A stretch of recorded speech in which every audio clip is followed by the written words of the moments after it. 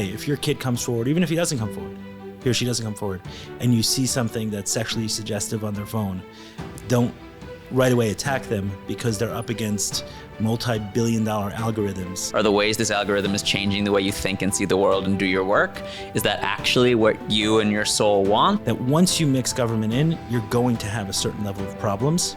So only do it when you absolutely need to. Live your own life. Like, don't let this whole nonsense system literally steer how you see yourselves, each other, and what you care about in the world. Welcome to the In Search of More podcast. I am your host, Eli Nash. Join me weekly on my quest for more from myself and more from this world. We'll see you on the other side. Welcome, Max. Thanks for having me. It's good to see you. I'm sitting here with Max Stossel. Max is a award-winning poet, they say. We met, and you're also an advocate for, I don't know if we'd say a healthier social media or no social media. Whatever works for an individual. Yeah. But certainly a healthier life with social media. And better platforms that are actually caring about people. Right. We actually, I don't know if I told you the reason I wanted to interview you is to pick your brain on the algorithm so we can get this out to more people. Oh, well, I have some disappointing news for you. What, everything you knew, they changed? Well, I am sort of out of that world of playing the game, but also I find playing the game to be so completely soul-sucking and not the point, but it is so easy for a human to get sucked into playing that game, and I would so much rather tell you to stop playing the game than I would tell you how to beat it. Right. I was only kidding. I know. That's a serious answer. Right. You would tell someone not to. I would tell you, like, are the things that are getting you more views actually yielding more of like what you want to do in the world and what you want this to be? Are the things that are getting you more engagement, the ways that you're literally thinking about guests, the content you're creating, the things you're saying, are the ways this algorithm is changing the way you think and see the world and do your work? Is that actually what you and your soul want? Or are you getting caught in the, I want more views? And as someone who has videos with millions and millions of views, I definitely notice for myself, if it has 1 million views, I want 5 million. If it has 5 million, I want 10 million. There's this infinite treadmill that is just constantly wanting more and doing the things that get more. And it's just not filling. So it's better if you have less than you want less. I think it's more that, like, if you can actually stay in touch with, this is why I want to do what I'm doing, and I'm going to do this regardless of how it's received, I think that's the gold. And it's really hard in today's social media world. Yeah, it is. I constantly find myself getting caught in it because on the one hand, it is a way to measure reach, which we do want to reach. But on the other hand, it's very easy to kind of lose yourself in that. I don't know if you saw a couple of, maybe 6 weeks ago or so, I put a post on Instagram where I was having a conversation with a therapist. And in it, she said the word suicide because she herself had, I think, struggled with suicidal ideation as a teenager. And one of our producers said, hey, you may want to cut that out, because it's not good for the algorithm. And I was like, okay, it's not good for the algorithm, we should take it out. And then I had to take a step back and say, like, what's the reason for this podcast? And certainly one of it is to have real conversations, and real conversations about topics that some people are less comfortable with, such as suicide. And we almost committed suicide on the podcast. You can probably have fun with that whole story. And that's really like whether it's censoring words, which is the most direct, and then I'm interested in the subtle, nuanced ones of where it's like, ooh, what attitudes or perspectives are the ones that are popular? What are the things that we're afraid to say because of how they might be received? And are we being a little bit more extreme or like a little bit more preaching to our choirs because that's what's like going to work and get the hits in ways that we may not even realize we're doing in the moment? But I'm very interested in how is social media literally changing the people that we are and the stories that we tell, not just in how we do it on screen, but in how we interact with each other. Because even if you shut off all the social media, even if you said, I don't want this thing touching me, and you just shut it all down, we are humans influenced by each other. And so still being influenced by each other, it still gets in. And so I'm very fascinated with that piece. Do you have an example? It seems to me there's some emotion behind your ideas here. So is there an example of something you've seen that drives you crazy? Some of my emotion around it is how subtle and hard to describe it seems, and how everywhere I feel it is. And so I want to be like, look at this thing that is happening. Don't you all see this happening? But I've watched, like, in art is one good example. I have watched like I've watched myself and I've watched others post something, have it get a certain amount of attention, and then post something new or different and have that not get the numbers, not get the likes, not get the hits. And then I've watched my own emotional reaction of like, maybe I'm not as good as I was anymore. Maybe this isn't interesting to people. Maybe this isn't what people want from me, and had that conversation with artists all over the place, where sometimes it's just literally the algorithm change has nothing to do with you at all. Sometimes it might be some version of that, but I've just watched that impact, which just the number has a big impact. And on something as vulnerable as like art can be, or as telling somebody's story can be. I know that you're so passionate about people telling their stories, and then one iteration of that being received one way, and then that being some standard, even though why is it the standard, but we turn it into the standard, and then not living up to that, and just like the complicated internal emotions of that. It's a mess. It just feels like a mess, and I don't think many of us are talking about it, and I don't think many of us are even aware that it's happening. But then we go off into the world and change the literal ways we talk to each other, and I'm like, hey, whole world is different, and maybe for this totally nonsense bullshit reason, do we actually want that? And with my work with kids, that's a lot of what I'm trying to help them do, is like live your own life. Like, don't let this whole nonsense system literally steer how you see yourselves, each other, and what you care about in the world. Can you be your own person? It's harder to be your own person, I think, than it has ever been because of social media. So is the problem the algorithm of social media or our internal algorithm? Because in the example you gave, it was like social media is going to be what it's going to be. Sure. Meaning, yes, there's an algorithm there, and there's certain words censored, and they are catering towards certain types of videos, emotions, or whatever else. But we are going to put out videos, and some are going to get more views, and some are going to get less. And if we don't learn how to regulate that, then we're always going to have a problem. Totally. And so we need to learn, it's never one thing or another. And I don't think social media created many of these problems. I think it mostly just poured gas on a lot of embers. I think it poured gasoline on a lot of fires that were already there. But let's use a different example of like something super common. This person has tagged you in a photo. That notification, which is, let's use kids, going to kids' phones all the time. We're used to it. Hey, someone just took a picture of you or said something about you to your entire school. Would you like to see what it is? You don't have to. You have self-control, and you don't have to see what someone just said about you to your entire school. You don't have to check it. You don't have to fall into this thing.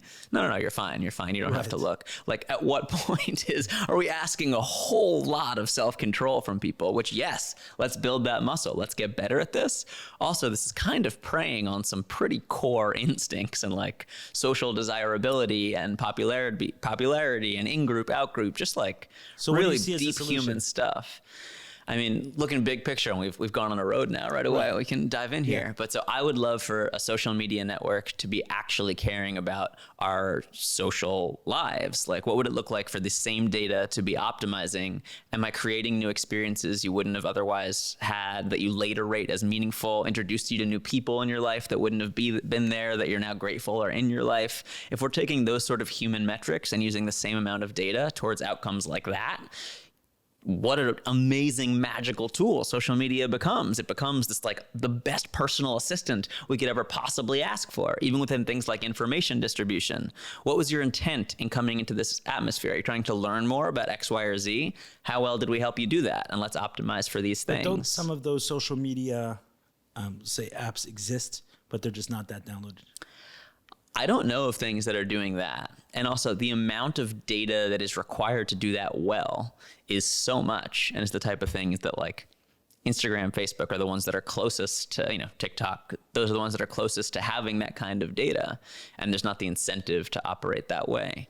But I would personally absolutely pay for a network that was thinking of me in that way and like dealing with intent with my values as the priority and the goal. But when attention is the goal, we'll all drive to the side of the road. We'll all like look on the side of the road at the car fire. It doesn't mean we want a world full of car fires.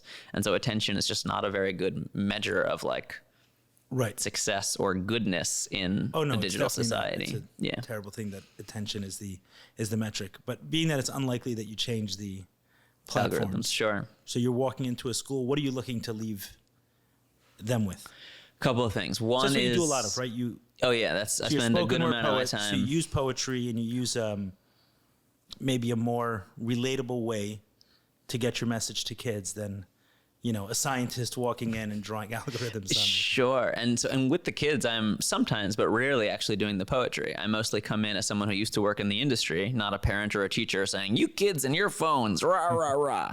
Say, no, hey, I used to work in this industry. Let me show you how some of this is designed so that you can make your own decisions and better decisions about how much and how often you want to be engaging with it. Some things that I hope they take away from it are, one, we really dive deep into Snapchat, which is the number one way teenagers are messaging each other is Snapchat. The way that adults think of text, we think of teens think of Snapchat. They're just that's where I go to talk to my friends.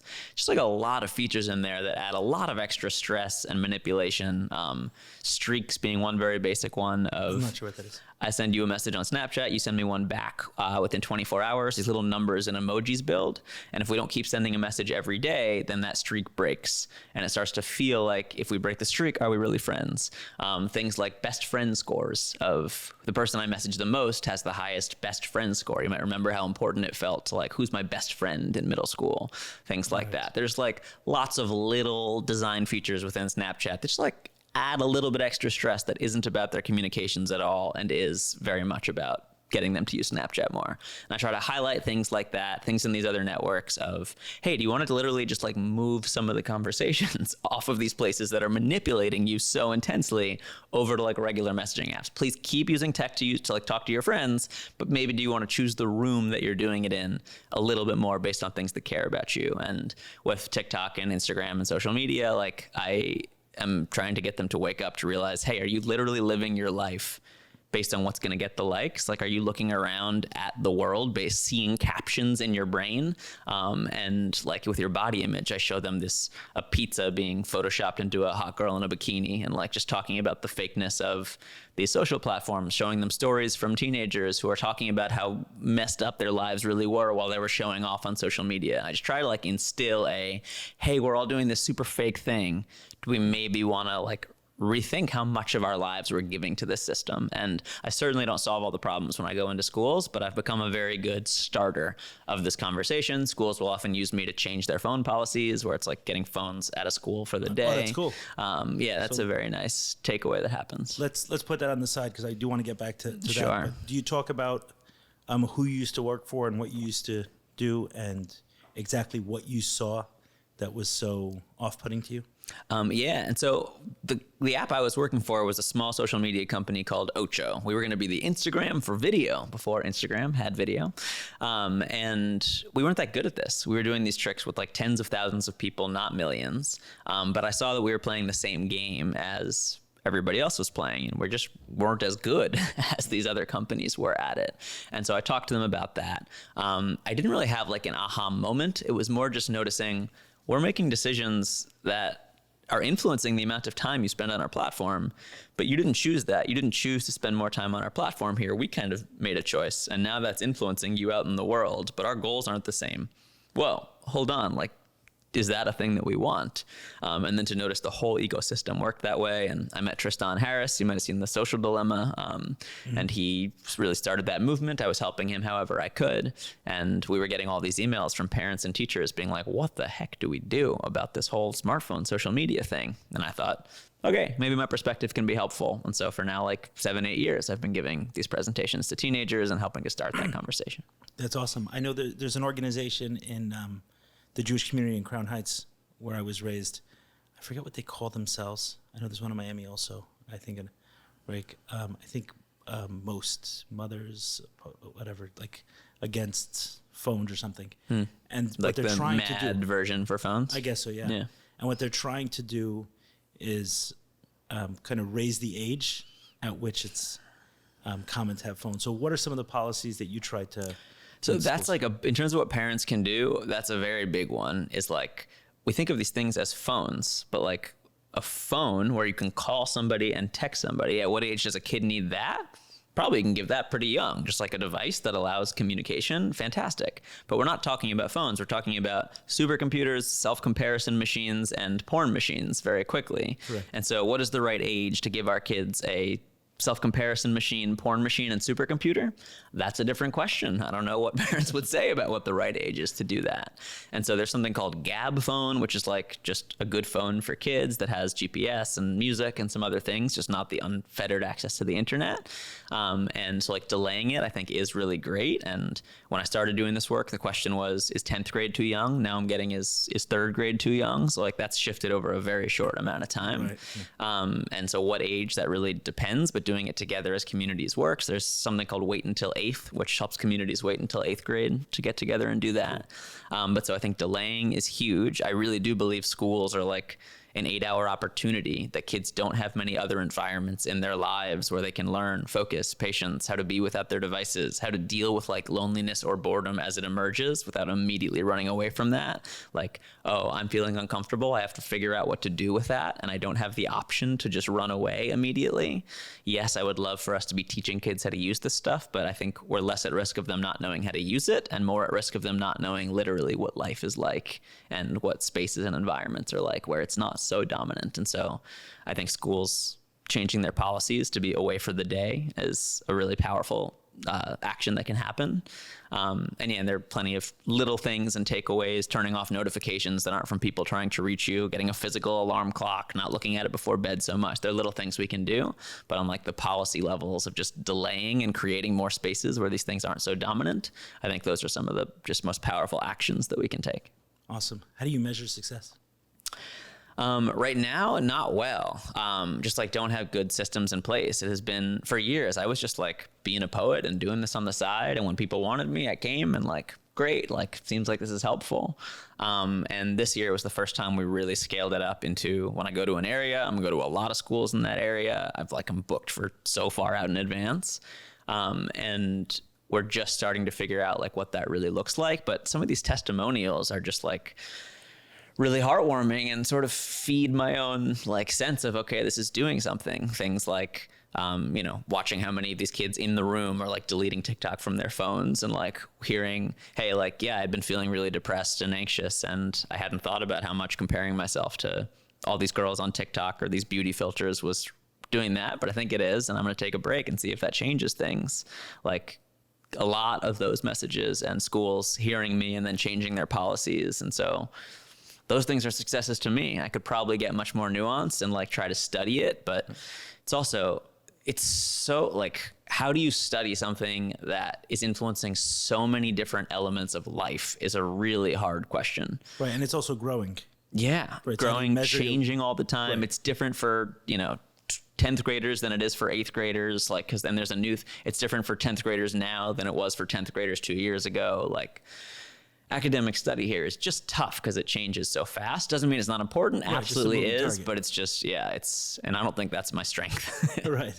In terms of your own personal use with phone, because obviously it's not only kids that. Yeah, we like to pretend it is, but it's not. I saw a quote. There's this parenting person I follow on Instagram. She wrote, as adults, our kids compete with our phones for our attention.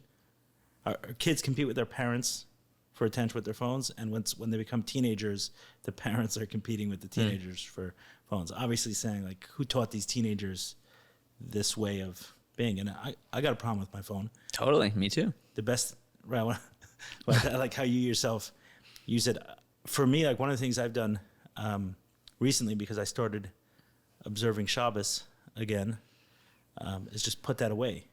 And then I find that the time I want to pick it up after Shabbos ends is like longer and longer. Like, let me just, like, how long can I stay away from it? And sometimes, for whatever reason, there's something that I need to go back to it for, and I immediately feel that pull. Yeah, and when the Shabbos starts, when Sabbath starts, for the first 2 hours, I feel the connection to it still. Like I want to go back. Yeah, I was gonna say it's more of like the beginning. It's oh God, this is hard, right? And then as it continues on, then it's like, oof, this is nice, and maybe I don't need it. And then as you pull it back, it seems to be the scale of it. The beginning of putting it away is difficult, and then after it's been away for a bit, it's like sort of the body remembers or something. Right. It becomes a little bit easier. So what do you do yourself? What's your personal?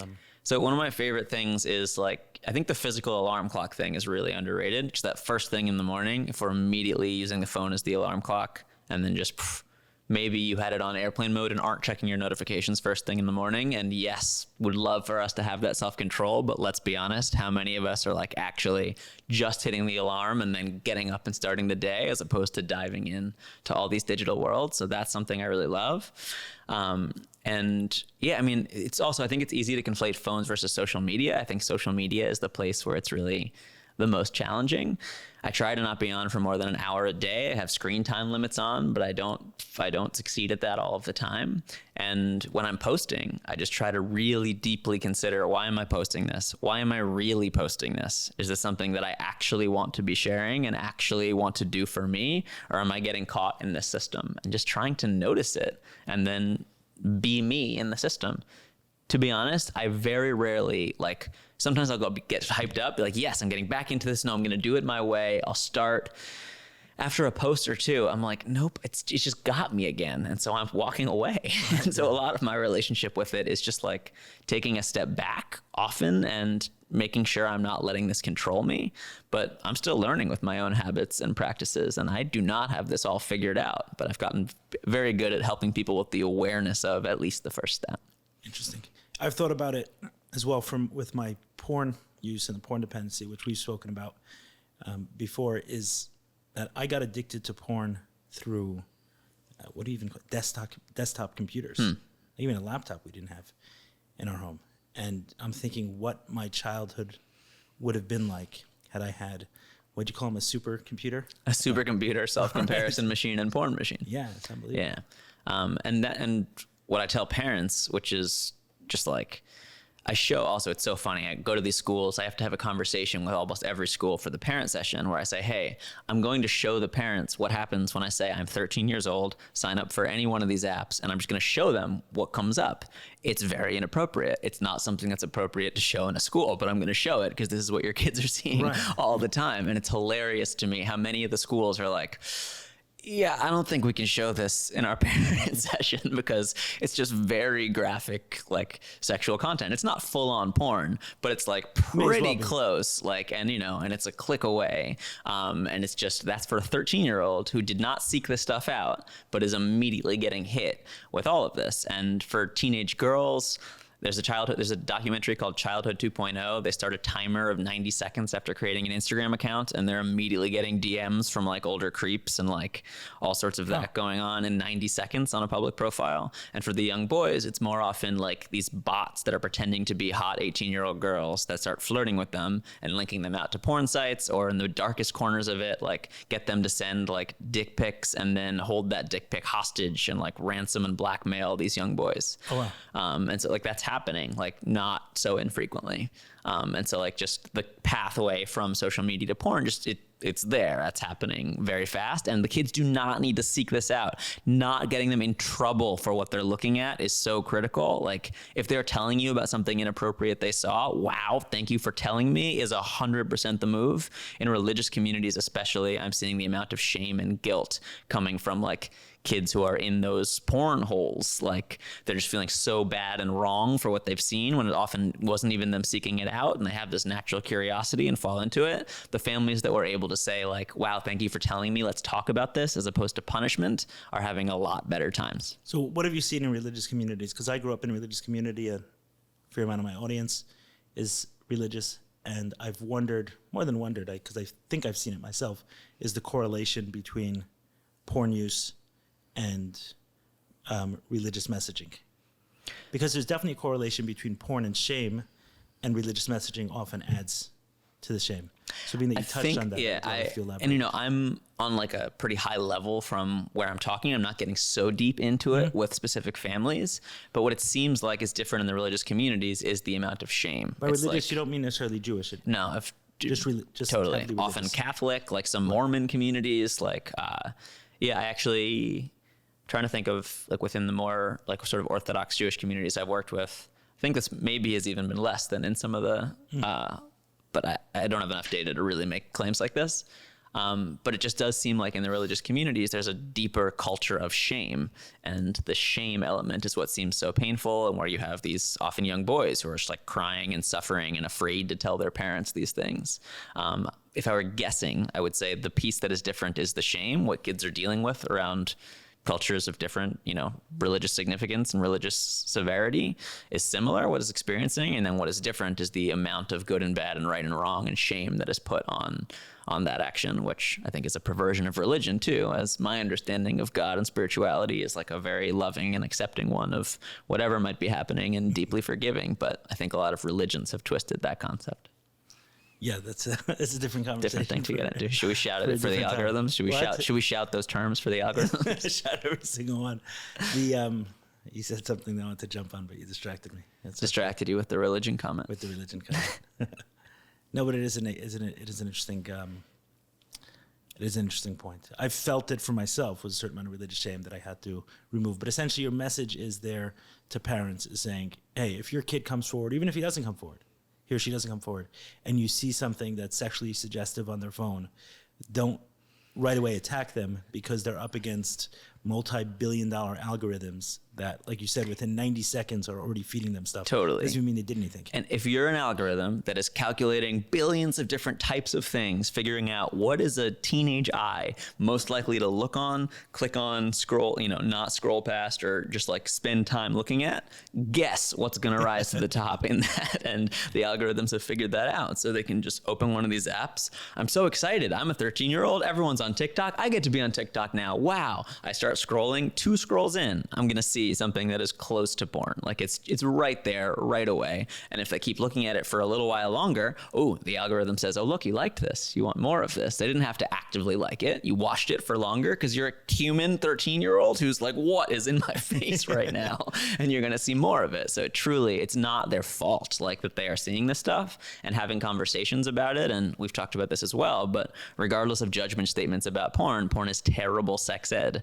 And so for this generation to be getting their sex education from this type of social media extremism and porn is just setting everybody up for unfulfilling intimacy and experiences. Very interesting. Okay, let's segue to something else, and I guess introduce the audience to how we met, because we kind of just dove right in. Yeah, we really did. That was fast. Yeah, we went straight to the 10 into the pool, and now we'll go back. So a number of years ago, a mutual friend of ours, Mayor K, who today, I don't know if you know, he's a breathwork therapist. Oh, I love that for him. Yeah. So actually, I sat in a breathwork ceremony with him not long ago, and it was awesome. Beautiful. It was just the combination of the breathwork with his hype. Like the hype man in the breathwork session was just freaking awesome. Nice. So we actually did it back here, like 30 people in the room. Was wild. Oh, cool. So shout out to Mayor for what he's doing. So he introduced us a number of years ago because I reached out to him and said, hey, Mayor, do you have any ideas on how I can bring some awareness to the problem of child sex abuse within the Orthodox communities? And he said, yeah, I know this guy, Max Stossel. He's an awesome poet. And, talk to him. So you and I started working together on it, and it was an awesome experience for me because oftentimes when I feel like I want to get thoughts out, it takes like a lot of words.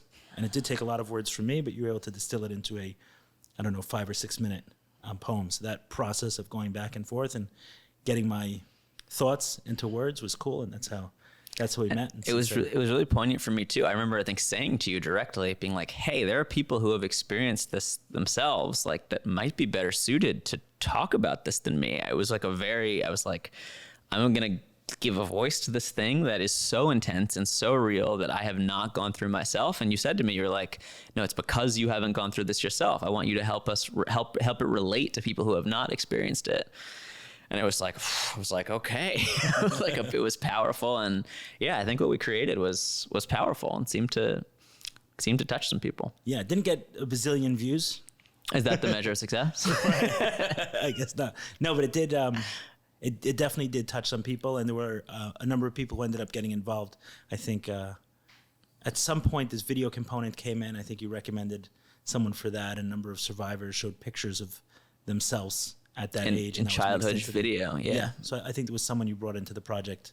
The producers of, I think it's Yacht Club Films, it's called, which is a very pretentious name, but there was these NYU kids who wanted to help make it happen. Yeah, it was cool. Do you remember any of it?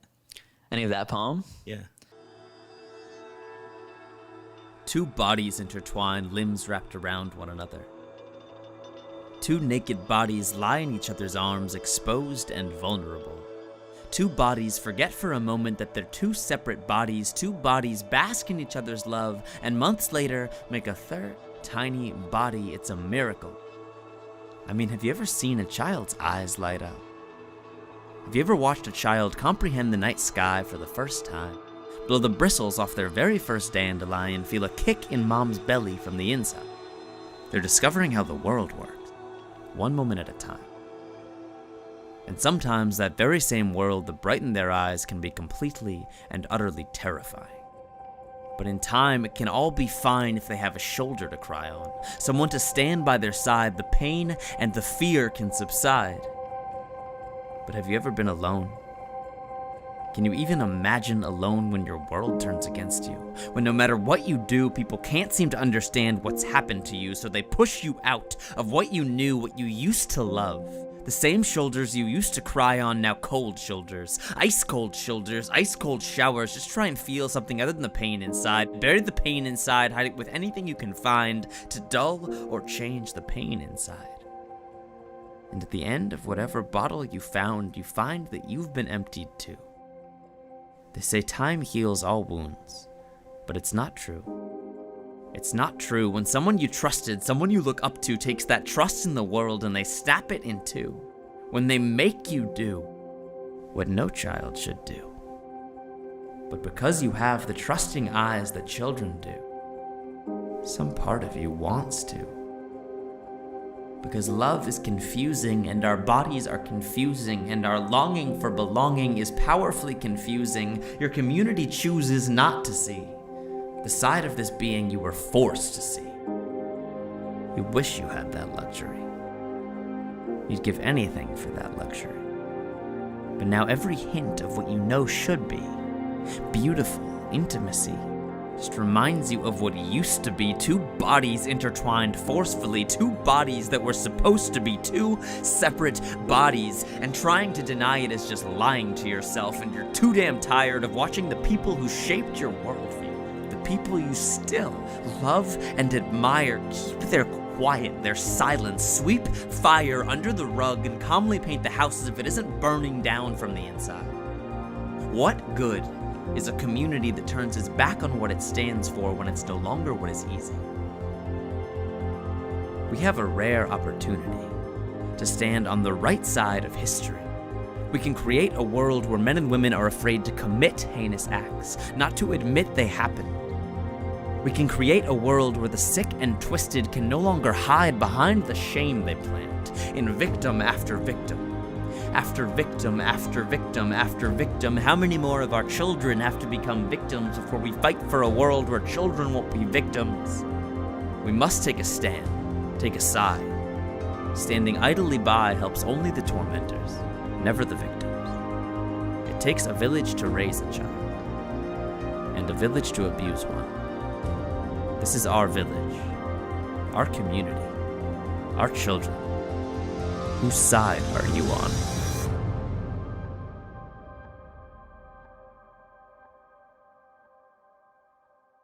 Remember, it started, I think, two bodies intertwined, limbs wrapped around one another. I remember we talked about the beginning being like, can we get to like the meat of it faster? And as I look back on it, I'm like, yeah, it took a little bit to get into it. I see that. Yeah, but I thought videos on YouTube though. Right. Yeah. Maybe we'll even cut some of that into this. We'll see if our video editors are good enough, or we have to reach out to Yacht Club Films to help us out with it. But yeah, actually, I liked what you did there, which was we started off kind of like with intimacy, and then showing how that gets destroyed through the process. Yeah, the innocence, sexual abuse, and the innocence of a child. Right. Yeah. And also the sexual intimacy, which creates a child, and then that gets twisted and perverted. Yeah.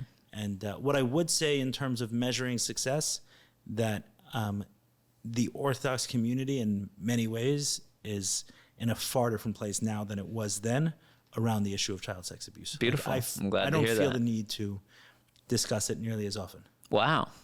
Was that what shifted?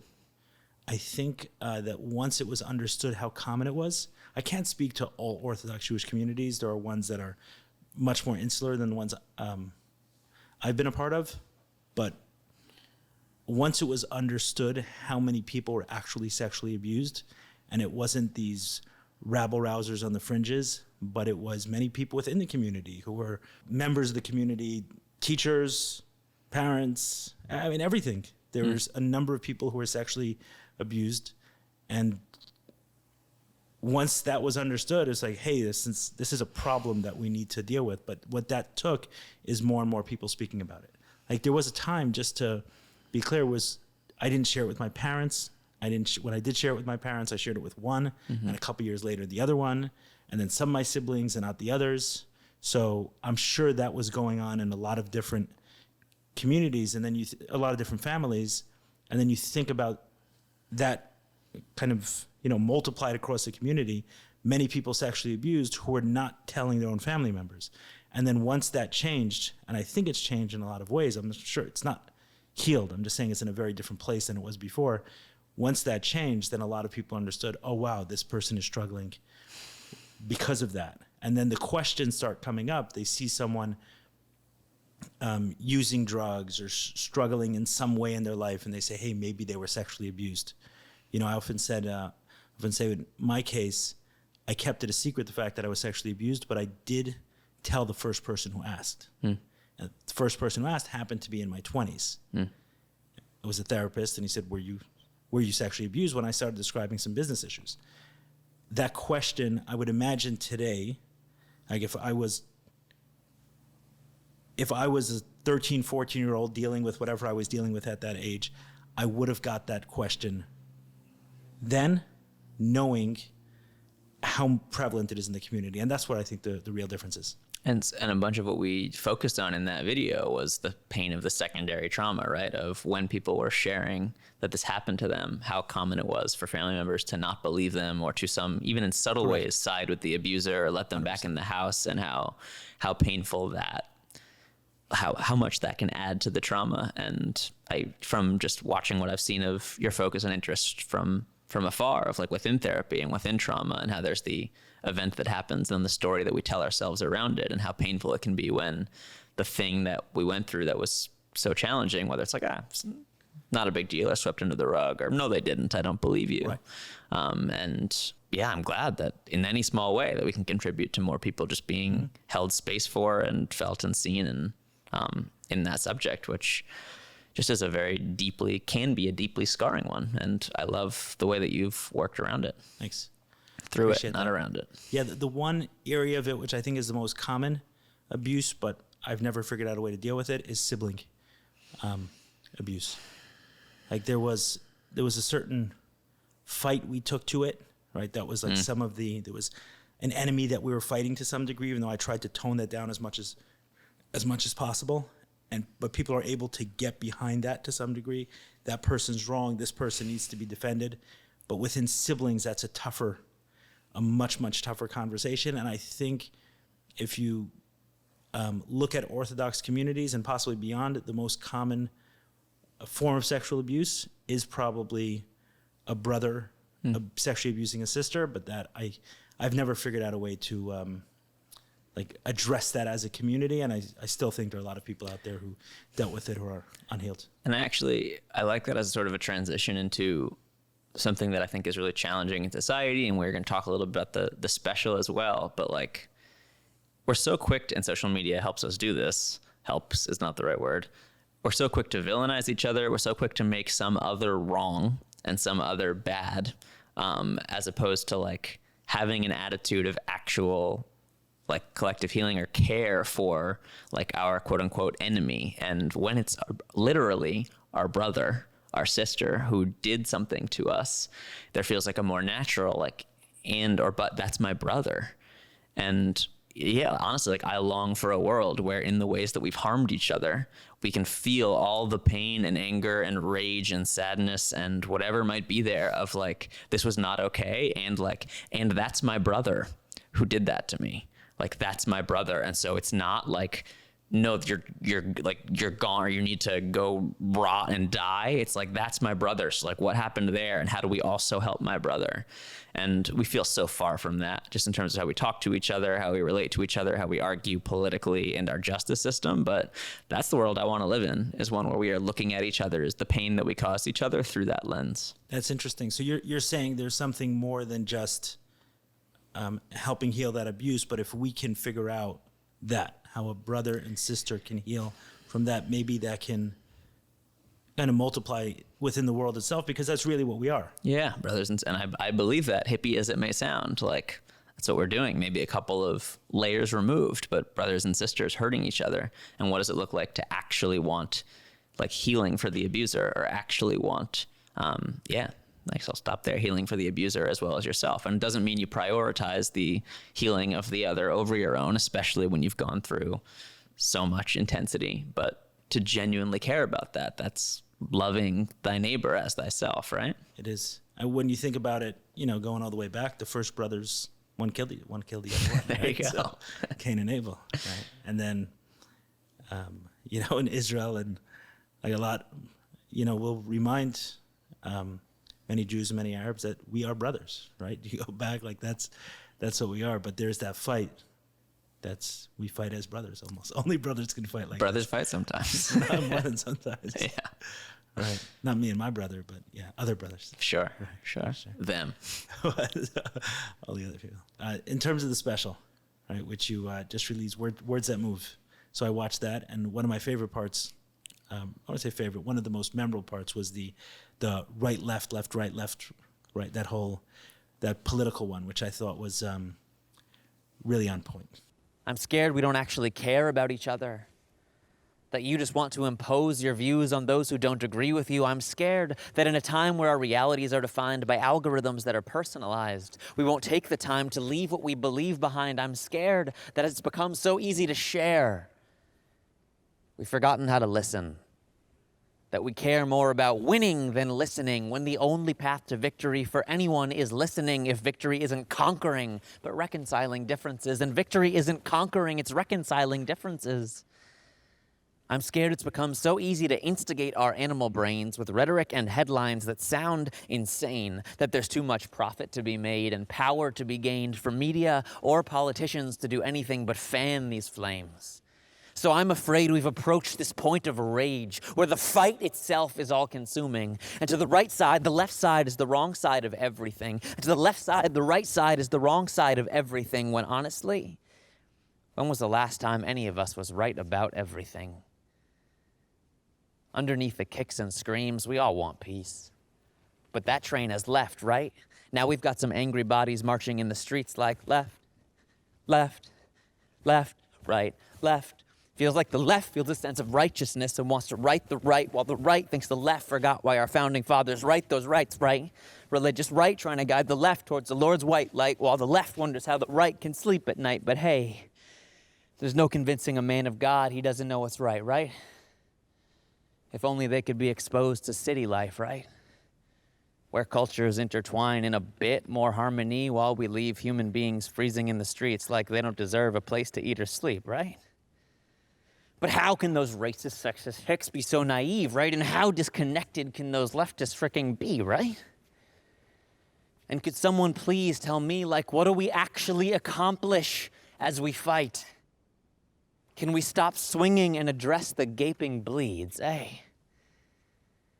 When our back's against the ropes and the world we've come to know is fading to the distance as our eyes are forced to close, we have this opportunity to count to 10. This time to stop and breathe again. A brief moment of peace again. Maybe we could breathe it in.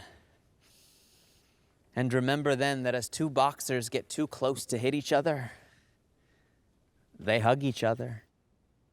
And not because they love each other, but because when two people get too close, it becomes too hard to strike each other. It's hard not to smell the humanity on one another. It is confusing to see our reflection in our enemy's eyes.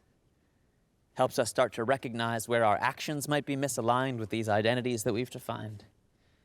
When we let the fight take us over, we become unjust in our fight for justice. It's just this fight till someone's left bloodless. We create imbalance in our fight for equality. We see quality only where we want to see. We silence each other in our fight to be heard, as though beliefs could be changed by censoring each other's words.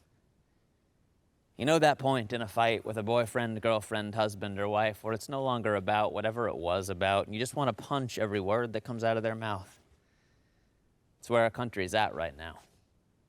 And I'm afraid that we'll keep fighting right up until there's nothing left. But we got this great piece of land together. We got kids together. Maybe we can try and hear each other out.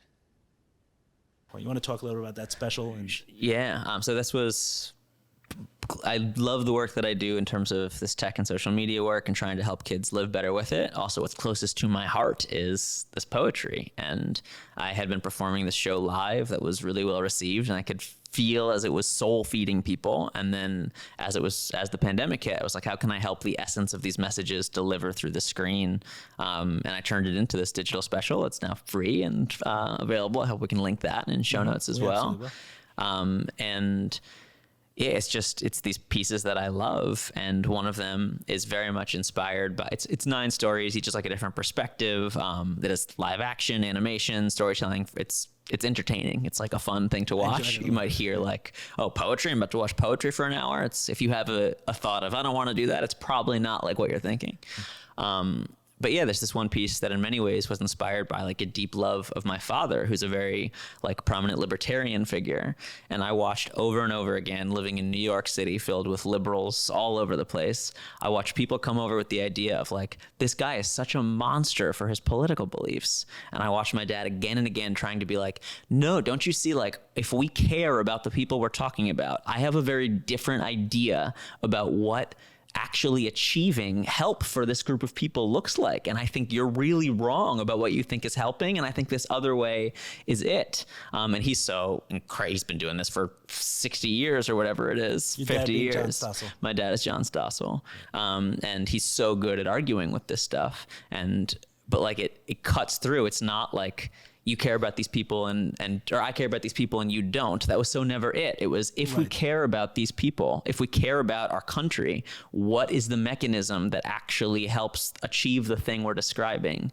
And that's so not how we're looking at things politically. And what this poem is about is like that we're so angry at each other. We're so busy dunking on each other and like putting each other down in comments and on social media that we're not actually doing anything. There's zero focus on how is this actually how is this policy impacting people that we are supposedly trying to support? Is it working? Like, we're so busy proving each other wrong and being angry that we're losing the whole point of what we're doing here to begin with. And more than about any political party being in power or in charge, that's my biggest frustration, is that we have been put into such a fit of rage that we're being totally incompetent and focusing on all the most distracting and not relevant things because we hate the other. We hate our brother so much, and it pisses me off. So just to break this down a little bit, people seeing your dad and then saying, okay, he's, today we'd use the term far right. I don't think that was something throughout his whole... Sure, I mean, he's so not far right, but he would be called that by some people now. Yeah. Once you're not progressive. Right, there's only 2 sides now, far right and far left. Nothing else exists. But someone saying that to him and you saying like, wow, you really think this guy's a monster, but understanding your dad and saying, no, I'm coming from a place of care. And we may disagree on on what will work. And obviously these are very complicated things with moving stuff. I mean, we can't even figure out, like you said, progress on a program within a school for social media. How are we going to figure out economic policy and know 100% what works and what doesn't? 360 million people. Correct. Yeah. Now it's global, so it's even more than that. Everything is touching everything else. But you're saying, by and large, most people are coming from a place of caring. I do believe that. And I think that holds true for most people. People who also rise to the top often in our society. I will be honest, I only recently discovered what narcissism was, and like that there is a category of people who, and sociopathy that was more common than I thought, of people who like genuinely do not seem to have the capacity for care and empathy for others. And that's out there too. That's happening also. But for the most part, I think people are caring and loving people who are doing their best. And I like in general giving most people the benefit of that doubt, and looking at each other through those eyes. Right. That's what I was going to ask you, is that while I would agree that most people are that way, there definitely seem to be some ideas that are becoming popular or just in the culture that seem to be directed at pain or directed at hurting someone. Maybe. What's an example? Good question. So I felt certainly with a lot of the policies around the pandemic. Damn, that's a word that's going to screw up the algorithm. Maybe 3 people are going to see this whole podcast. But the policies around the pandemic, that some of that definitely felt like it was coming from a not such good place. That's such a loaded statement that would be so hard to break down. But like, so a policy felt like it was coming from a not good place? Okay, let's break it down. So living in Florida, okay, right, and seeing how, I'm not talking about the first couple of months where there was a lot of fear and we didn't know what was going on. And I don't know if a lockdown made sense or didn't, but it was a legitimate attempt at something probably where it started.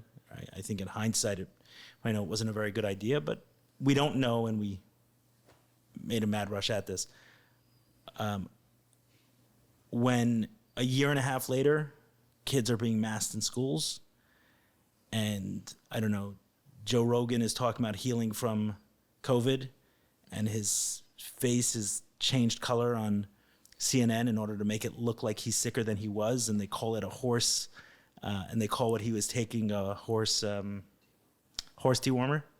Right, when clearly this wasn't the case, and it's not what ivermectin was, and I don't know if it worked or didn't work. It's not the point, but there's a way to have honest conversation and a way to mix in a lot of stuff that feel ill-intentioned. So I hear you, and so I think I have a higher tolerance for this than most, partially probably from growing up in a lot of these conversations. But so I believe there's some people who are ill-intended, sure, but I think for the most part, even those are coming from people who believe so strongly, like, this thing is killing so many people, and there's some people who just don't get it. Like, I have a duty to tell this story this way, and so I'm going to, because I'm trying to protect people. I'm trying to save people from these very wrong, very scary, very bad ideas. I don't agree with that methodology and the way of going about that, but in terms of the story that person is telling themselves in their own head, I think for the most part, it's one of like, I'm trying to be a hero and do the right thing because I care so much.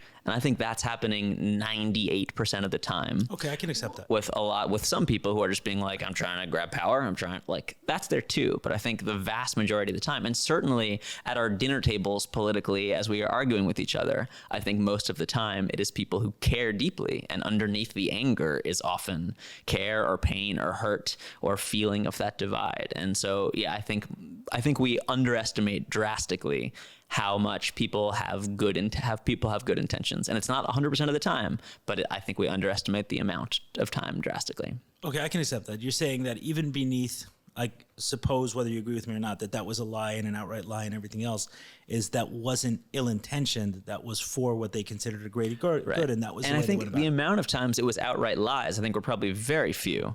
I think more often it was people who really believed what they were saying into the camera or the policies they were creating, and that was their trust information system, and they believed this is the important thing I need to say. Sometimes people are outright lying, and sometimes it's like, I'm lying to try to keep my kids safe, which is, again, not an attitude that I think we should be having as culture, et cetera, as media towards a population. But I think for the most part, people are genuinely trying to do what they feel is right and best for themselves and each other and the world. And I think there are exceptions, but most people, most of the time, I think are trying to help. Okay. Yeah, I can accept that. I can accept the way you landed there. I guess I wonder for mine, is there someone shaking the box? Who? I don't know. What? Someone shaking that? Do you know the example of the red and black ants? Red and black ants? Yeah. No. I don't know if it's true or not true, but it's not the point. Well, you're outright lying. You're telling everybody a lie right here on this camera. It's because you're ill-intended. So the way it goes is that you put red ants and black ants in a box. They'll live very peacefully with each other. You come and shake it up. The red ants will think the black ants are the enemy. The black ants will think the red ants are the enemy. And and then they start attacking each other. So while I don't know if this is actually true, if you put red and black ants, it illustrates a point. There are definitely people who are shaking the box, right? Like, for sure. In many ways, these algorithms themselves are, regardless of anyone's ill intent, shaking the box, because the thing that rises to the top and gets more attention is anger. Like, anger works well in these algorithms. Right. So regardless of any human being trying to say, I'm trying to get these people mad at each other, the algorithm itself is shaking the box. Right. Had we started like going at each other in this conversation, if I didn't agree and we started doing that, that would have been a much more, like, from an algorithm standpoint, we could have got like a 30 or 45 second clip that would have gotten much more. That's what you're saying. And maybe, but meaning, also, and that's not because someone wants us to fight. That's because someone wants attention to their platform, and what will work best is an emotion that will captivate people. Right. And oftentimes. And also, there would be a more natural limit to that. And like, we could demo it if we want. We can just sit here and go at each other. I'm fine with that. Like, but there is, in my being able to see your face, in your seeing mine, in us having tone, in us being here, making eye contact, there are just more natural limits to like how far we're going to dehumanize each other in that context. That's true. When there is a tiny little comment box or these little profile pictures as the only symbols of humanity that we see of each other, we don't have that same line. And it's like so much easier to other each other in that. And then like, yes, that's the thing that feeds well. More comments, positive or negative, is still more engagement, is still more traffic, etc. That seemed to work better. Not because someone at YouTube was like, haha, how can we turn this world against each other? But they're being like, oh, more watch time, more engagement. People seem to like this. Oh, it's a controversial idea. It's interesting. We're pushing the norm. We're challenging the ideas, and these controversial ones, those will rise to the top. Zeynep Tufekci is a misinformation researcher who in 2016, she would watch videos of the Trump rally, and then she would get pushed more and more extreme authoritarian videos, and then eventually just straight up Ku Klux Klan videos on YouTube. She'd watch a Bernie Sanders video. She'd be pushed towards more extreme socialism videos, and then eventually the conspiracy left of chemtrails dumping chemicals out of the sky, like whatever that might be. She would watch a dieting video, be pushed towards pro-anorexia videos, how anorexia is just a healthy lifestyle. She'd watch a vegetarian video, be pushed towards veganism, and then towards how you shouldn't eat honey products because bees make honey products, and that's animal too. This isn't even necessarily politics. It's that you're never hardcore enough for YouTube. The algorithm is always figuring out, of this idea that you are drawn to, what's an even more, wow, like moment of that idea, and you'll just maybe keep watching that. So we will prioritize that and that and that. And so this isn't necessarily even about politics or about like anger specifically. It's just what worked at grabbing and holding attention. And then we see all the consequences of that. And what does our society look like when 2 billion people have been pushed towards the extremes of whatever ideas we are already most likely to believe, like where we are already in mindset of like, these people are so dumb and just don't get it. And like, you don't see in person, you don't see the hatred you see online. Like when you bring people together, like sitting like this across from each other. It's like road rage. And it's so much harder to do outside of a car.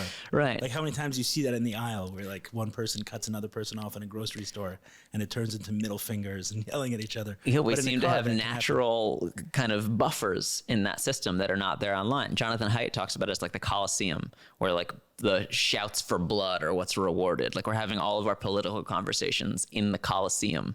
Is that any way that we would design a society? I don't think it is. And especially during the pandemic, so much of our conversations were digital, or the ways that we were seeing or perceiving the world were from this online system.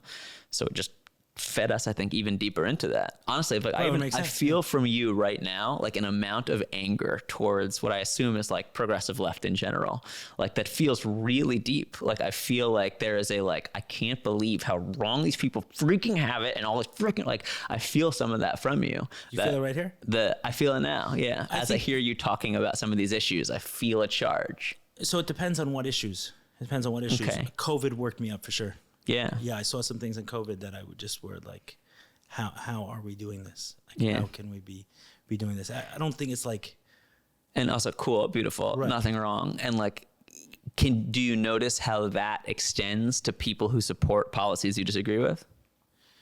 Do I notice how that extends? So like that frustration, that anger of like, these policies are, you have a feeling There these are were wrong, things- these there are were awful, things- these are backwards, and we need to stop this. That's in you. There were things and that beautiful. There were things that frustrated me. So I'll give you an example of one that got me worked up, and maybe you can help me process it. So I lived in Miami, like I said, throughout the pandemic. So one of the beautiful things that happened in Miami during this, besides for the fact that we're open and restaurants were open, past September of 2020, was we had a lot of visitors. And some of these visitors were from states that were locked down.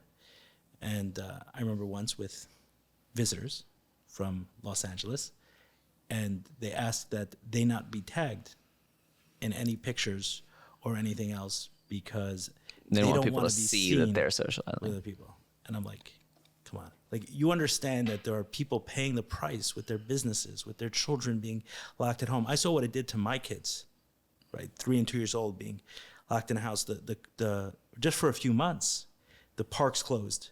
And it's like, you want to push that to feel better around your friends? Like, that got me worked The up. hypocrisy. That got me worked up. It's like, you're here now, chilling with us in Miami, but no one from your friends can see it. So those are the things, I want to say, like progressive left or stuff like that. Like, I'm not that way. I'm probably more understanding on most things than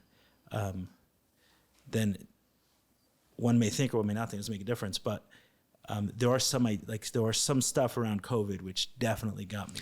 And so I really guess and just trying to loop it into the conversation, like one thing that I find challenging and fascinating is so it sounds like you have frustration around the hypocrisy of these people who are promoting one thing and living their lives a different way. But that was a lot of it. That was a lot of what was going on, right? How many politicians that were was seeing? that was right, and that was the LA happening a mayor, bunch too. Not the LA governor who was caught in the restaurant. But also, let's notice that we are inside of one right now of like that was one experience you had with certain people that we are then very quick to assign to other people that we assume are doing the same thing. As soon as we see any shred of evidence for it, or as I see someone supporting X, Y, or Z policy online, don't even know who this person is, but we see, I don't know, just a couple of informational triggers that make me assume that you're probably like these people. And I don't mean to single you out. Like, I'm doing this too. I think we are all... Right, you probably did it with my yarmulke, right? And then assume that I have a problem with the progressive left. That's interesting that I do that. I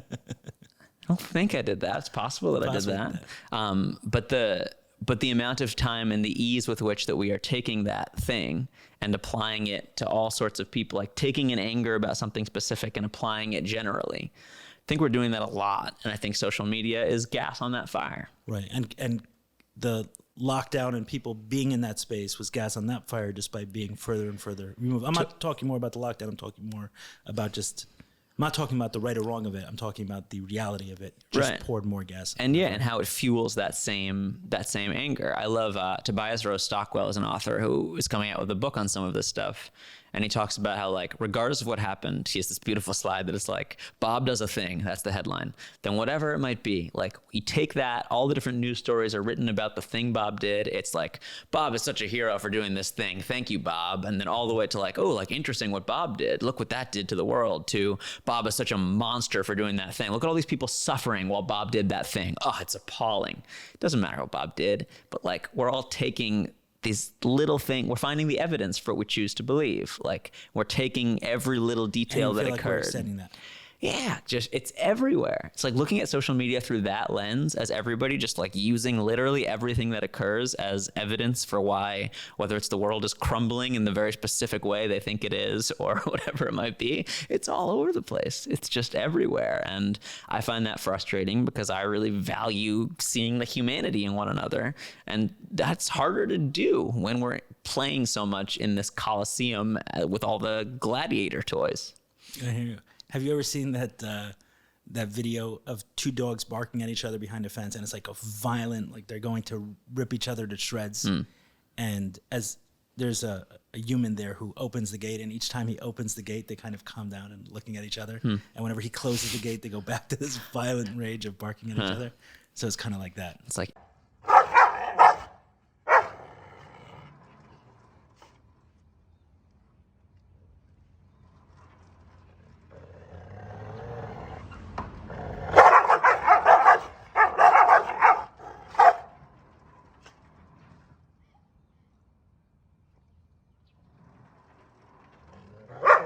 in like person social is media. opening the gate. It's so much.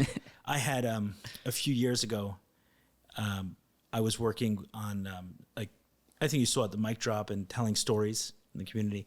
So there was there were a number of women who were telling stories, and some Orthodox rabbis ascribed some ill intent to what we were doing, that this was about, I don't know, trying to ruffle some feathers by having women tell their stories, when in fact they just called us and asked for help sharing their story. And then more and more of them were interested than were men, so just more women telling story, and they saw it as modesty issues and everything else. And one Orthodox therapist wrote like a scathing article about the company and what we do and how terrible it is for people, and we're not therapists and we're not licensed. How can we talk about these personal stories? It's dangerous and everything else. So I wrote a response to him, a public response, that you didn't even reach out to us. You don't know anything about us. And you wrote a response that tells me everything I need to know about you. Like, we never spoke. So that kind of quieted that down. But then I got a call from someone. He says, I don't know who you are, but I have an article ready to publish on everything you guys are doing wrong. And I saw your response to the other guy. I saw your response to the other guy, so I don't want to make the same mistake. I want to talk to you before I hit publish. Beautiful. I said, okay. So we spoke for about 30, 45 minutes. And this guy actually worked in a recovery community and center and stuff like that. And that was a lot of who he supported. And he was coming from that perspective of, in some way, he thought this was negative. I don't even remember. He never showed me the article. I didn't ask about it. But after we were talking for about 30, 45 minutes, and he learned that I also spoke about pornography and addiction, and I was in recovery for a while, he's like, hey, would you come and speak at our center?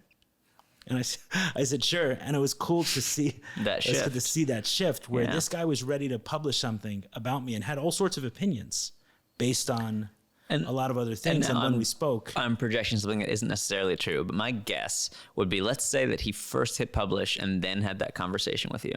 I think the amount of cognitive dissonance that it would have taken for him to feel like he could extend that invitation. Like, I think once we post, or once we also have these public personas or opinions, it feels so much harder to, like, whether it's backtrack or admit our mistakes or whatever it is, which is also really interesting, that the difference between just literally having that conversation before and after might have been worlds different, where he might have just had dug his heels in a little bit more and not been able to find the common ground. And so sometimes it's really nuanced to even find how intensely something like that shifts. But I mean, honestly, I would be surprised if he first hit publish and then had that conversation, if it would have gone anything close to the same way. My bet would be no, both because of how you would be showing up reading it and how he probably would have seen a different side of me, right? That communication worked well. Hey, I'm about to publish something. I figured I'll speak to you before, but he already written it. Was much better received by me probably than, right? It could have come from both sides. Yeah, he would have seen a different side of you. You would have seen a different side of him. And it might have also even cemented even more how much those other stupid idiots just don't get it. I can't, like, it just, you know, how those experiences build. Like, and you watch a lot of these public personas go through this. It's like, oh, I'm watching your just like total give up hatred of the other side build as you're in the target of these public eye situations. And of course, like, as you just, the comments pile up, it's hard for a human system to manage that. And I'm a big fan of, like, keeping at the empathy, even when, like, looking for what is the gold you're offering me underneath the nonsense you're spewing at me. So I love that attitude. So how does empathy work politically? Like, who rises to the top in such a I mean, Max Stossel's like system? What team? No, not even necessarily team, because I think the teams have been blurred so far at this point. Yeah, it's like people say they're Republican or Democrat, and if you ask them to break down, like, give me like your 10 most important policies or your 10 most important beliefs, and you compare that to Republican, Democrat of 15 years ago, you just have a completely different person. So I don't think it's about that. In my system like that, well, that falls apart. It's much more about, like, what is actually being accomplished here? Who cares about what? And is that working? And people who insist on seeing the humanity in one another. Like, that, I think, is a very unpopular in this moment opinion that I have, is like the value of insisting on seeing even these people who seem like they are out of their minds from what you've read about them on social media or seen, like, no, them too. Like, those are also our brothers and sisters. And how do we actually move forward with together? That's what I want. Who rises to the top politically? I have no idea in that. And honestly, I don't pay that much attention to politics because it's such a cesspool. I would rather live my life. And I think a lot of America feels the same. It's just tired of all of the mess and the nonsense, but those aren't the loudest voices. But you can't ignore it because it affects us. Sure. Well, I mean, I can. It just might not be a good idea. Right. Meaning, even if you ignore it, it doesn't go you. away. It doesn't ignore you. Right? Sure. It politically rises and can later be a big issue, or is one now. There's a lot of stuff going on. Historically speaking, I'm pretty sure that most people won't want to say this, but it's not a Democrat or a Republican that's best for economic policy, at least. It's a Democrat president and a Republican Congress. Like that gridlock.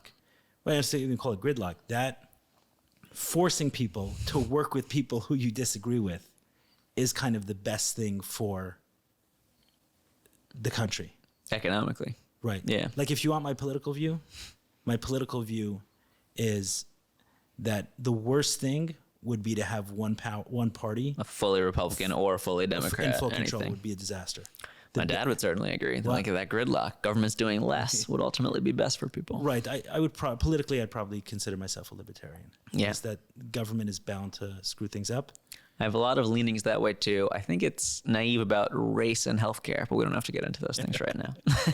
Right. The question is, right, that's when you go there, that's a separate the libertarian view, which I kind of ascribe to, is that once you mix government in, you're going to have a certain level of problems. So only do it when you absolutely need to. Now is the question of when do we absolutely need to? And that's where things become very, very hazy, right? In a country like America, which could be a target, then military becomes absolutely need to.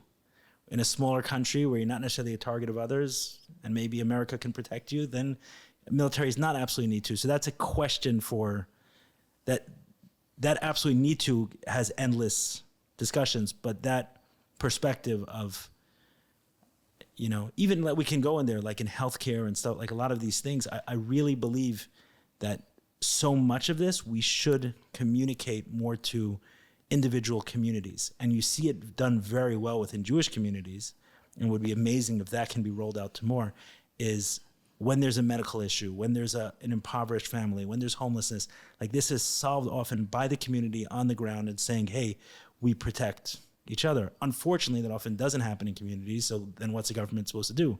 Let that go to the wayside. But that's probably the most efficient way, and not only efficient economically, but also the best way to give people the support is those people who they know, like, let me help them out. They know the situation far better than a government a million miles away, some bureaucrat signing a check. But sometimes you need to because the community hasn't stepped in. So I think it's, right, there's a lot of different factors to it. But I'm feeling out of my depth here. Right. If you wanted to, just because you poked on the political stuff, we don't usually talk about politics here, but if you want, like, my political worldview is around that. Is more towards that. And that's some of why COVID frustrated me so much, because you kept seeing like government saying, let's get a policy to make this work. Let's get a policy to make this work. It's like, no, let's not. Let's maybe not. Let's, like, this is way too much.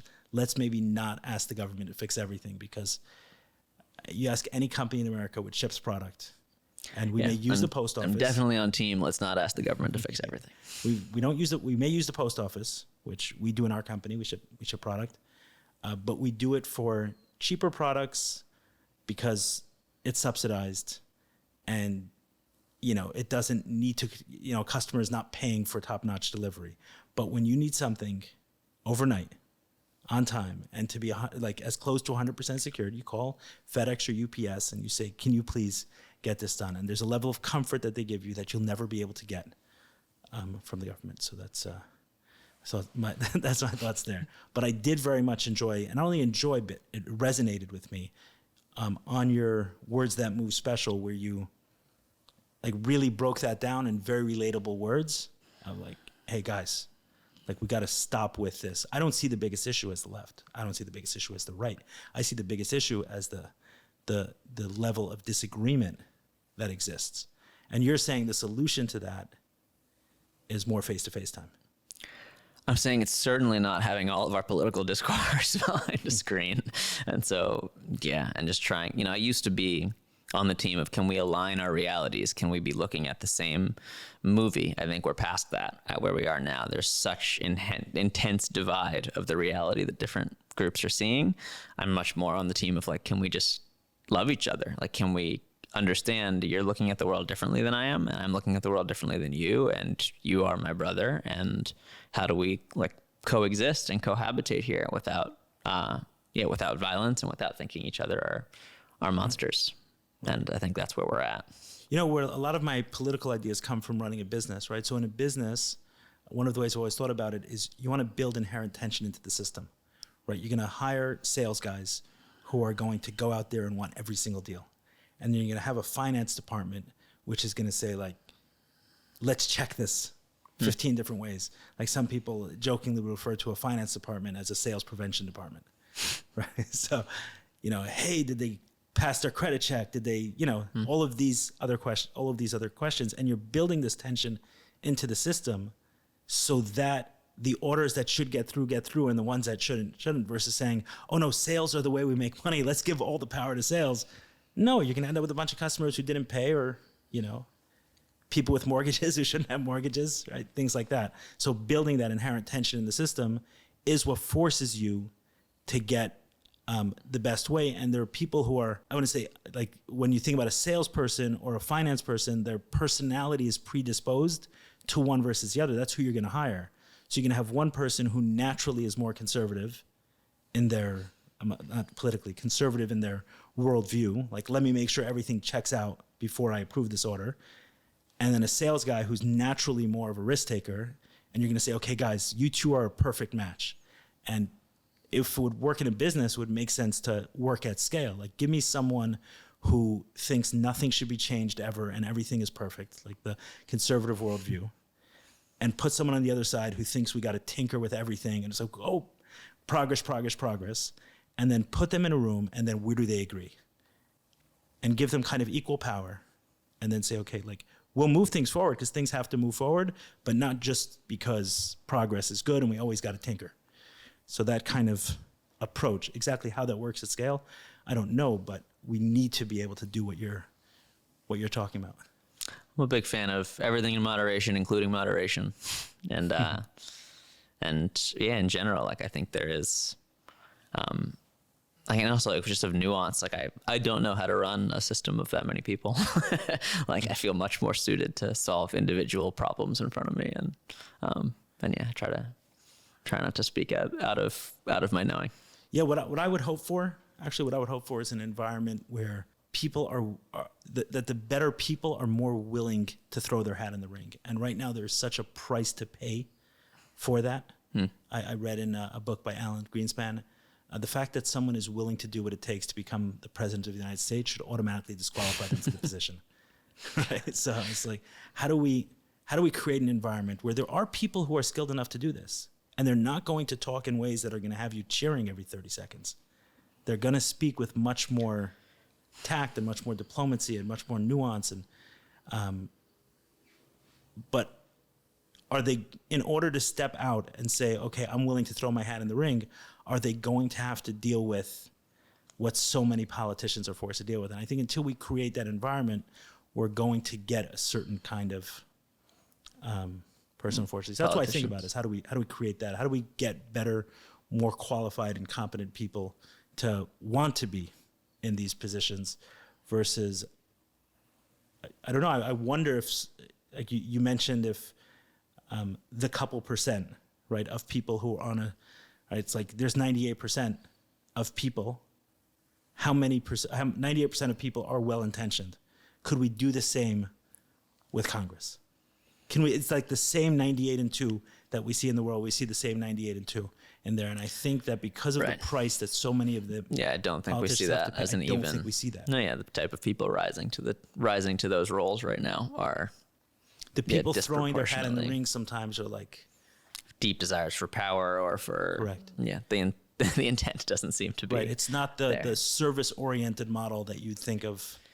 Yeah, honestly, as we're in this, I'm like, but yeah, like, we're never gonna change that. Like, what I'm like, let's move on to the next subject. Like, we're never gonna change that system. But if we don't, maybe we don't last forever. Like no country has. Sure. And I mean, and I think we're not going to last forever. I think there's going to be crumbling and rebuilding, and yeah. Right. This is interesting that it went to politics, not somewhere where I usually go and not somewhere where we usually go. Agreed. One thing I had asked you originally when you put out the movie, like, hey, why don't you put it on YouTube? Yeah. And you put it on your own. It's words.move.com, right? Yeah. Words.move.com. So my answer was like, cause fuck YouTube. Just like, yeah, it's something that feels sacred to me, and to put something that feels sacred to me in this environment that just felt such like a cesspool governed by the forces that we've been describing, it just didn't feel right. And I would rather it be seen by fewer people and them watch it like in depth and in an environment where they can really take it in than be seen by more people who are watching some of it. That feels better for me. And it feels more aligned with, I think, what the art itself wants. And so is that driven by, I mean, are you when you're making that decision, and this is why, what's the primary motivation in the art? Is it the impact of the art? Because it's sort of metaphysical of like honoring the art. Like these poems come through in ways that feel beyond me. And as I think about like, what is my role in getting those out? I used to take like a more attitude towards it. That doesn't feel right for me at this stage. Like what feels more right is how can I like create a loving home for this art? And YouTube doesn't feel like a loving home. YouTube feels in some ways disrespectful to this hour. I feel differently about like 3-minute segments and things like that. But this thing that I've spent in some ways 7 years of my life, like creating and producing. Yeah. I don't want that to be the place that I'm sending to people where it's, oh, then now watch the next, like, no, I want you to watch this thing that I made and I hope it feeds you. Right. So the reason I'm asking this is you're not thinking necessarily of impact. You're not thinking of, and the reason maybe the political conversation connects to this, you're saying like, hey, I'm just trying to like do my part. I'm not looking necessarily to impact on that level. It's just where I could and where I will. I think I've also come to really believe deeply in like the ripple effect, and also noticing that like in terms of measured impact, what does measured impact looks like, and all of the different things we miss as we try to measure. And I'm still young, but like the older I've gotten, the more I've come to value what is invisible and intangible, much more so than like the specific things that can be measured and pointed at. And like, I value the deep essence, mushy goodness center of our existence, and is greater impact. More eyeballs on this is greater impact. Not necessarily more eyeballs. It landing more deeply in a specific human being, and then the impact on that in the world. Like, I don't know what that is, but I trust my instincts and my intuition, which is YouTube, and I want to put this somewhere else. No, it got me thinking about this as well, because I'm only a few months in, but there's definitely been a few times where I've been presented with things that can either ideas or actual interviews that could definitely bring this out to more people and say, hey, is that in line with what I'm trying to create? I think about it, I'm trying to impact one person deeply. Beautiful. As many times as possible. And it's also, there's something I think powerful about like, if you know that's it's like, oh, getting this person on the podcast is going to bring more people into my audience, and I'm going to be able to deliver more messages that matter to me. That's the reason I'm having this person on. I'm going to do like, that feels clean to me. Like that's like it's aligned. There's your intent in that. And it's a different thing too. A podcast is a series. It's an ongoing, like every touch point of it is not like the it. For me, this piece of art, like it's the delivery of this thing. I'm coming on different podcasts, doing different YouTube things, trying to get more people to see this baby that I love. I don't want the baby to live on YouTube. Right. But if I think about the way most people interact with this podcast, like for example, this interview, so there'll be X amount of people who see it in its entirety or most of it, but there'll be many more, 100 times, which will see less than 60-second clips of it. And I won't cut it and you won't cut it. It'll be done by someone else with their thoughts. And I've wondered about that, as saying like, hey, putting some of these conversations out and so much of it is consumed, knowing that, meaning it's not, some of what you've spoken about is that, like, there's a certain algorithm that's going to happen. So I know that this interview is going to be seen, let's say 100x more times, and it doesn't matter what that number is, 100x more times in bite-sized clips than it is going to be seen in its entirety. And some of those things, like maybe you calling me out for this anger at the progressive left or whatever else, that may be some of what gets out there versus maybe some of the ways where there was a little tension that we were able to integrate, because that's not as interesting. And I want to say it's not as interesting. It's not possible to capture in 30 seconds, right? The ebb and flow of this conversation will never be picked up in 45 seconds. And then sometimes I've had people comment and say, can't believe you said that. Like, did you see the context of it? I don't have to see the context. Which is, of course, lost in... I don't have to see the context. It was put out as a... Right. I'm like, how can I make sense? How can I make sure to always make sense from any point in time? That's a lot to think about. Yeah, which is just going to weigh down your shoulders to an infinite degree. True, trying but to then play what that you game. did is you said, I'm just putting it out on my website, and if I get... and from an algorithm perspective, you understand that you're going to get 1%, let's say, of what you would have got if you put it on another platform, but I'm going to impact them deeply. I'm just thinking about that for myself. And thanks for reflecting on it. And also for me, like, I also still, like, there are clips that I posted on other platforms, like littler clips, and posted those around on the TikToks and YouTubes of the world. YouTube I haven't done as much yet. But then for me, like, what I'm in control over is putting the whole thing that I care about so much in one place and letting that be the center. And then whatever happens on top of it, great.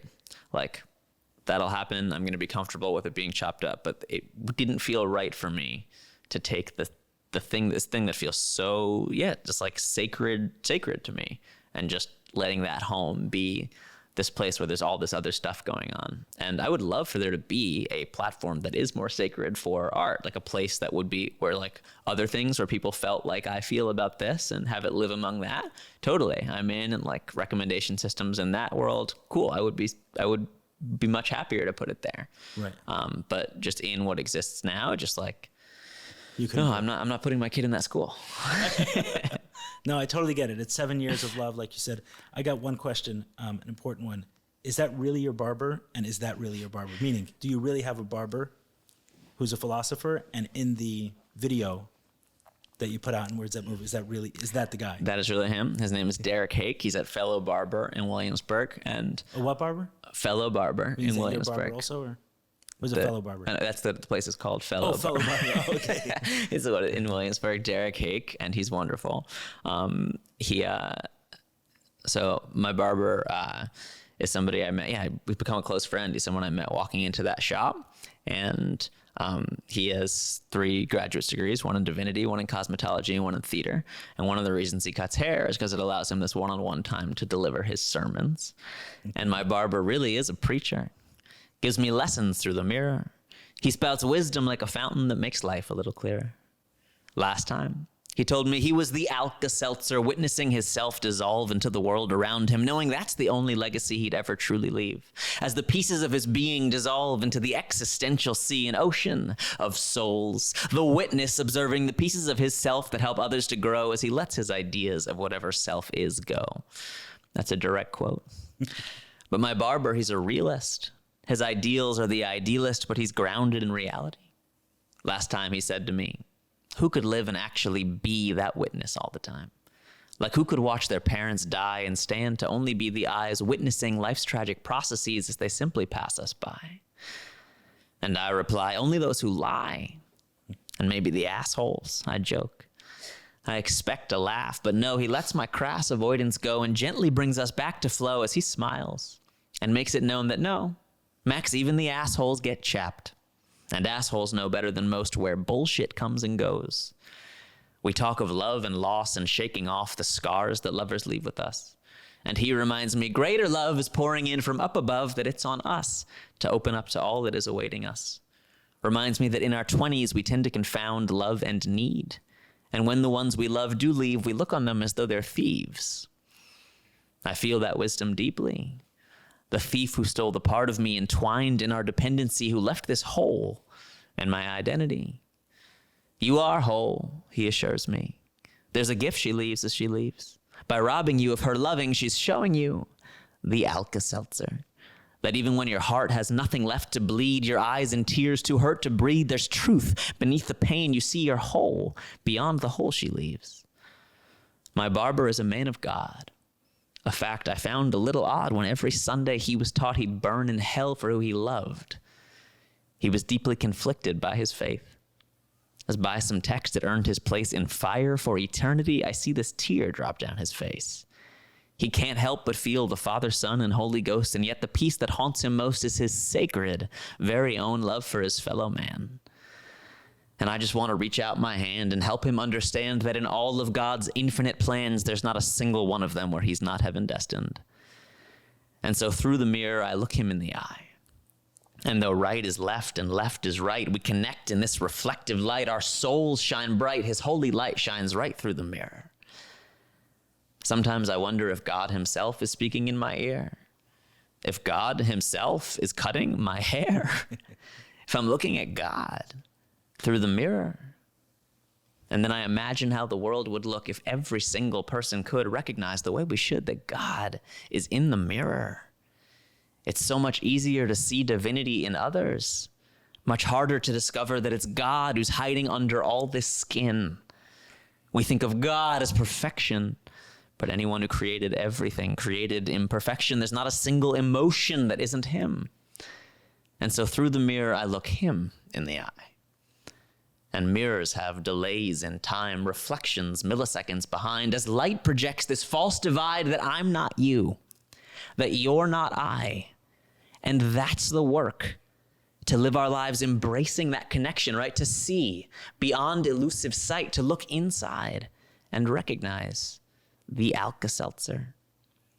There's this play he loves to quote in which an angel shows this woman moments from her own past.